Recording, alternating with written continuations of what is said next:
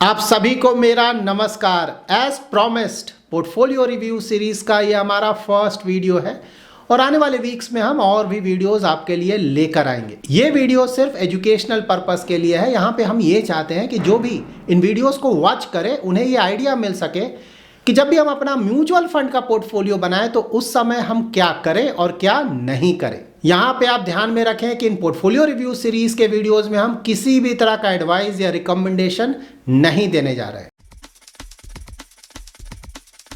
ये है हमारा फर्स्ट पोर्टफोलियो। देखिए, पोर्टफोलियो बनाते वक्त आपको किन बातों का सबसे पहले ध्यान रखना होगा। देखिए, ऊपर का ये जो सेक्शन है हमेशा ध्यान में रखें।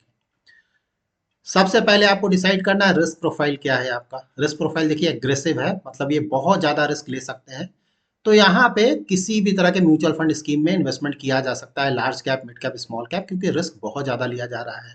अगेन सेकंड है इन्वेस्टमेंट होराइजन, मतलब कितने सालों तक आप इन्वेस्टमेंट करने जा रहे हैं। तो देखिए यहाँ पे भी देखिए 7 years, 10 years, up to 15 years.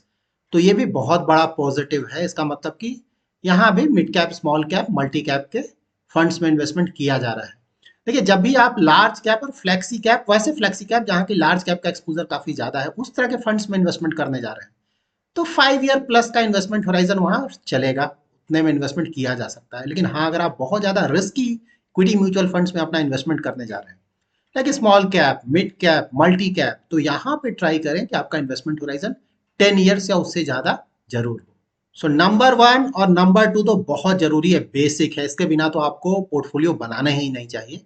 Number 3 क्या होगा? Asset allocation. आपको यहाँ डिसाइड करना है कि आप इक्विटी में, डेट में, गोल्ड में या रियल एस्टेट में कितना इन्वेस्टमेंट करना चाह रहे हैं। देखिए, अगर पोर्टफोलियो छोटा बनाना है तो इक्विटी और डेट सफिशिएंट है, गोल्ड और रियल एस्टेट में जाने की जरूरत नहीं है। हाँ, लेकिन पोर्टफोलियो काफी ज्यादा बड़ा है तो वहां पे और भी एसेट क्लासेस को ऐड किया जा सकता है। तो यहाँ पे देखिए बहुत ही अच्छा बनाया गया है, क्योंकि यहाँ पे रिस्क प्रोफाइल एग्रेसिव है, इन्वेस्टमेंट होराइजन भी अप टू 15 ईयर्स का है। तो एसेट एलोकेशन देखिए, इक्विटी में 81% है और डेट में 19% है। तो इस तरह का एसेट एलोकेशन उसी तरह का इन्वेस्टर बना सकता है जो कि बहुत ज्यादा रिस्क ले सकता है और जिसका इन्वेस्टमेंट होराइजन 10 ईयर्स या उससे ज्यादा है। यहाँ पे देखिए मार्केट कैप एलोकेशन भी आप जरूर ध्यान रखें as a number 4, that is large cap, mid cap और स्मॉल कैप के स्टॉक्स में आपने कितना इन्वेस्टमेंट किया है। देखिए, मार्केट कैप एलोकेशन का एग्जैक्ट फिगर पता लगाना मुश्किल नहीं है, क्योंकि किसी भी फंड का आप large cap, mid cap, small cap का एलोकेशन देखेंगे तो time to time fund manager उसमें थोड़ा चेंजेस करता रहता है। तो एग्जैक्ट फिगर जरूरत नहीं है, लेकिन हाँ, रफली आपको आइडिया होना चाहिए कि लार्ज कैप में या मिड कैप या स्मॉल कैप में कितना एलोकेशन लिया हुआ है आपने। और ये बहुत जरूरी है। तो ये 4 जो है ये बेसिक है जब भी आप अपना पोर्टफोलियो बनाएं। रिस्क प्रोफाइल डिसाइड करें। रिस्क प्रोफाइल नहीं किया है तो हमारे वेबसाइट पे जाएं, phronesis.investor.com पे, वहां पे फ्री में अपना रिस्क प्रोफाइलिंग कर सकते हैं। इन्वेस्टमेंट होराइजन डिसाइड करें, एसेट एलोकेशन डिसाइड करें कि इक्विटी में कितना, डेट में कितना। पूरा पैसा आप कितना भी ज्यादा रिस्क ले सकते हैं, इक्विटी में तो इन्वेस्ट करेंगे नहीं, क्योंकि इक्विटी बहुत ज्यादा रिस्की एसेट क्लास है। और कई बार ऐसा होगा कि कुछ सालों में इक्विटी का परफॉर्मेंस अच्छा होगा और कुछ सालों में डेट का परफॉर्मेंस भी अच्छा होगा रिलेटिवली। इसीलिए थोड़ा मिक्सअप करके रखें।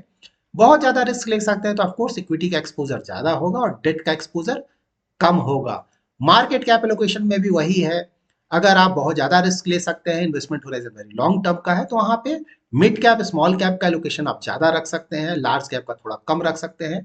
लेकिन वैसे इन्वेस्टर हैं जो कि ज्यादा रिस्क नहीं लेना चाहते हैं या फिर इन्वेस्टमेंट होराइजन 10 ईयर से उससे ज्यादा नहीं है, तो इन दैट केस आप ट्राई करें कि लार्ज कैप का एलोकेशन बहुत ज्यादा हो, मिड कैप और स्मॉल कैप का एलोकेशन कम हो। तो देखिए, ये बेसिक चीजें हैं किसी भी तरह का इक्विटी म्यूचुअल फंड का पोर्टफोलियो बनाते वक्त या कोई भी म्यूचुअल फंड का पोर्टफोलियो बनाते वक्त सबसे पहले आप इन 4 पॉइंटर्स को जो जरूर ध्यान में रखें। इसके बाद हम चेक करते हैं कि ये पोर्टफोलियो कैसा है। तो देखिए, पोर्टफोलियो में 6 इक्विटी फंड्स हैं। टॉप के जो 6 फंड्स हैं वो इक्विटी फंड्स हैं और नीचे एक डेट फंड है। देखिए, एलोकेशन भी यहाँ पे मेंशन किया गया है। यहाँ पे जो फर्स्ट 2 फंड्स हैं, केनरा रूबिको ब्लू चिप और आईसीआईसीआई ब्लू चिप, दोनों लार्ज कैप के फंड्स हैं। तो दोनों क्वालिटी वाइज देखिए दोनों अच्छे फंड्स हैं, वहां इशू नहीं है, लेकिन दोनों लार्ज कैप के फंड्स हैं। तो यहाँ पोर्टफोलियो ओवरलैप अगर आप देखेंगे ना तो 58% का है। पोर्टफोलियो ओवरलैप का मतलब एक तरह के ही स्टॉक्स बहुत ज्यादा है, 58%। तो यहाँ पे देखिए, जब भी पोर्टफोलियो बनाए तो ट्राई करें कि इन बातों का थोड़ा ध्यान रखें, पोर्टफोलियो एलोकेशन बहुत ज्यादा नहीं हो। देखिए, म्यूचुअल फंड्स है तो थोड़ा बहुत पोर्टफोलियो एलोकेशन होगा, क्योंकि 40, 50, 60 स्टॉक्स होते हैं, तो अप टू 20, 30% का भी अगर पोर्टफोलियो ओवरलैप है तो चलेगा, लेकिन उससे ज्यादा पोर्टफोलियो ओवरलैप नहीं रखें। अगर पोर्टफोलियो ओवरलैप बिल्कुल नहीं है तब तो काफी अच्छा है। तो यहाँ पे अगर इन दोनों में से कोई एक फंड भी अगर पोर्टफोलियो में है तो वो सफिशियंट होगा। बट हाँ देखिए, अगर कोई ऐसा इन्वेस्टर है जो कि ऑलरेडी इन्वेस्ट किया हुआ है तो वहां पे देखिए जल्दबाजी में सेल करना सही नहीं होगा कि नहीं पोर्टफोलियो एलोकेशन बहुत ज्यादा मुझे बेचना, क्योंकि बेचने पे आपको टैक्सेशन का प्रॉब्लम आता है। तो ट्राई ये करना चाहिए कि जो भी बाद का एलोकेशन आप दे रहे हैं उन दोनों में से कोई जो भी रिलेटिवली आपको बेटर लगे उसमें एलोकेशन आप ज्यादा कर लें और दूसरे फंड में एलोकेशन काफी कम कर लें। तो धीरे धीरे एक फंड का एलोकेशन बहुत ज्यादा होगा, उस तरह से आप ये जो ओवरलैप है उसे कम कर सकते हैं। थर्ड फंड है H D F C large and mid cap fund. देखिए एच डी एफ सी का तो ज्यादातर फंड सभी बहुत अच्छा कर रहे हैं क्योंकि वैल्यू स्टाइल ऑफ इन्वेस्टिंग को फॉलो करते हैं और फिलहाल वैल्यू स्टॉक्स का परफॉर्मेंस बहुत अच्छा है। एडलवाइस मिड कैप का भी परफॉर्मेंस ठीक है। PGI mid cap opportunities fund का ऑफकोर्स परफॉर्मेंस अच्छा नहीं रहा है, रिसेंट टाइम्स में बहुत ज्यादा अंडर परफॉर्मेंस रहा है। तो देखिए ये अंडर परफॉर्मेंस के दो रीजन है। एक तो ऑफकोर्स है कि ग्रोथ स्टॉक्स में बहुत ज्यादा एक्सपोजर है और ग्रोथ स्टॉक्स का जो परफॉर्मेंस है रिलेटिवली अच्छा नहीं रहा है as compare to value stocks. और दूसरा ऑफ कोर्स स्टॉक सिलेक्शन में भी प्रॉब्लम है।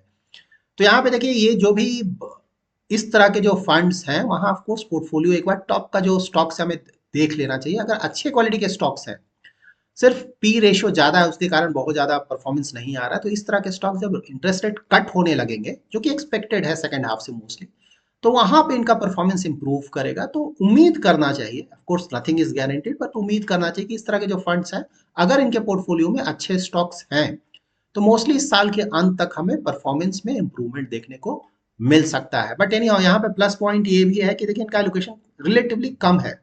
एक दूसरे फंड्स का एलोकेशन देखिए बहुत ज्यादा है, यहाँ पे इन्होंने सिर्फ 5% का एलोकेशन रखा है। तो वो भी एक प्लस पॉइंट है कि अंडर परफॉर्मेंस तो है लेकिन खैर इनका एलोकेशन ज्यादा है नहीं।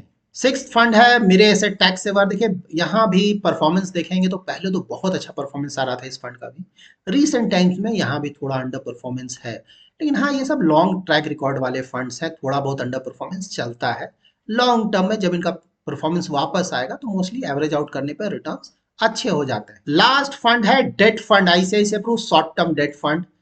तो देखिए ये फंड तो क्वालिटी वाइज काफी अच्छा फंड है, तो यहाँ तो इशू नहीं है। तो ओवरऑल देखिए पोर्टफोलियो अच्छा पोर्टफोलियो, नंबर ऑफ फंड्स भी ज्यादा नहीं है, ज्यादातर फंड्स का क्वालिटी बहुत अच्छा है और जिनमें फंड में इशू था ऑलरेडी मैंने आपको बता दिया। ये है हमारा सेकंड पोर्टफोलियो। यहाँ भी देखिए एग्रेसिव इन्वेस्टर है, 12 ईयर्स का इन्वेस्टमेंट होराइजन है। इनके पोर्टफोलियो में 6 स्कीम्स हैं जो कि एक्सेप्टेबल है। देखिए अप टू 5 to 6 स्कीम्स अगर है तो चलता है। 10, 20, 50 स्कीम्स ना रखें, उससे अगर कोई उतना ज्यादा स्कीम रखना चाहता है तो उससे अच्छा है कि आप इंडेक्स फंड्स में इन्वेस्टमेंट कर दें। एक्टिवली मैनेज्ड फंड में उतने सारे स्कीम्स की जरूरत नहीं है।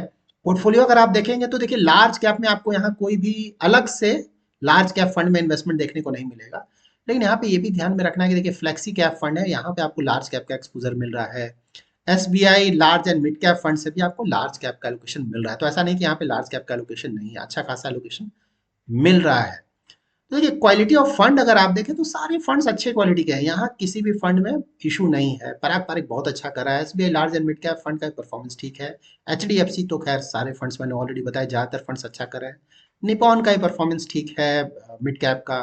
निपॉन स्मॉल कैप का भी अच्छा है। कोटक का ऑफ कोर्स अंडर परफॉर्मेंस थोड़ा चल रहा है फिलहाल, आई एग्री, लेकिन काफी लॉन्ग टर्म का ट्रैक रिकॉर्ड है और काफी अच्छा परफॉर्मेंस दे चुका है ये फंड। और थोड़ा बहुत 1-2 साल का अंडर परफॉर्मेंस तो किसी भी अच्छे फंड में आ सकता है।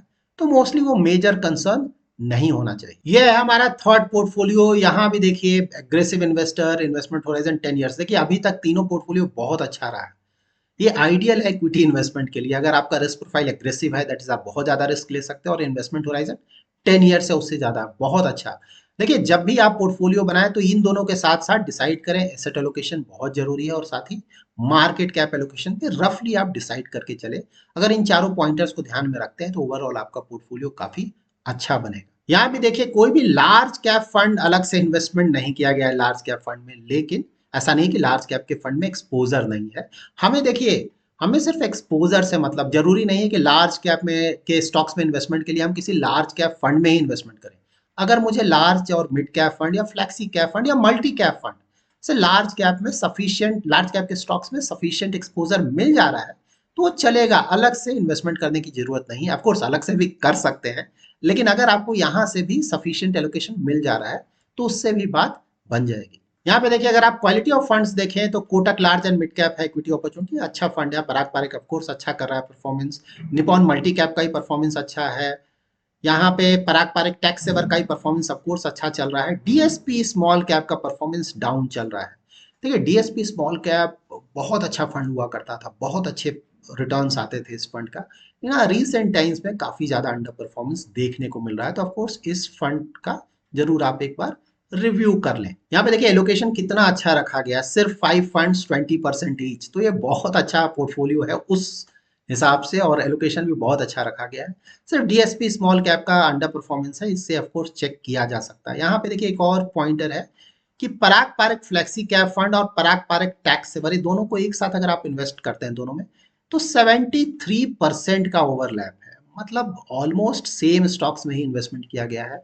पराग पारेख फ्लेक्सी कैप में ऑफकोर्स फॉरेन इक्विटी में अबाउट 15% के आसपास का एक्सपोजर है, वो पराग पारेख टैक्स सेवर में नहीं है, और कुछ और स्टॉक्स अलग है, बट ज्यादातर सेम स्टॉक्स है। तो यहाँ पे ऑफ कोर्स ये भी हमें ध्यान में रखना चाहिए कि इतना ज्यादा पोर्टफोलियो ओवरलैप वाले फंड्स में एक साथ अगर इन्वेस्ट नहीं करें तो अच्छा है। ऑल दो फंड्स दोनों ही अच्छे हैं, लेकिन पोर्टफोलियो ओवरलैप बहुत ज्यादा है, तो दोनों में से अगर एक स्टॉक में भी इन्वेस्टमेंट किया जाए तो सही है। अगर आपको फॉरेन इक्विटी में एक्सपोजर चाहिए थोड़ा सा, तो पराग पारेख फ्लेक्सी कैप में इन्वेस्टमेंट किया जा सकता है।